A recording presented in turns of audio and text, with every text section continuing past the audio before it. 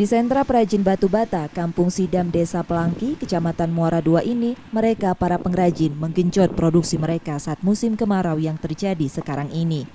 Menurut mereka, para perajin mengaku jika omset dan produksi meningkat hingga 50% lebih dibandingkan saat sebelum musim kemarau lalu.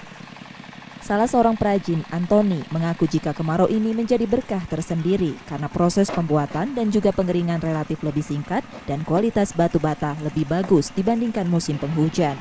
Dalam setiap pekannya, ia mampu memproduksi sekitar 4.000 batu bata dari sebelumnya hanya mampu memproduksi sekitar 2.000 batu bata. Meningkatnya produksi membuat omset pendapatannya juga meningkat. Apalagi menurutnya, di penghujung tahun ini batu bata yang mereka produksi banyak dipesan untuk kebutuhan dalam pembangunan proyek dari pemerintah. Begitu pula harga yang sebelumnya sebesar 500 per batu bata kini menjadi 600. Kalau untuk musim kemarau ini dikarenakan mungkin banyak proyek akhir tahun ya, gitu. akhir tahun, dia termasuk lancar, agak meningkat harga. Rata-rata mau Biasanya kalau tidak ditumbut proyek itu 500, ini bisa mencapai 600-an. satu batang. Setia Budi, Kompas TV, Kabupaten Ogan Komering Ulu Selatan, Sumatera Selatan.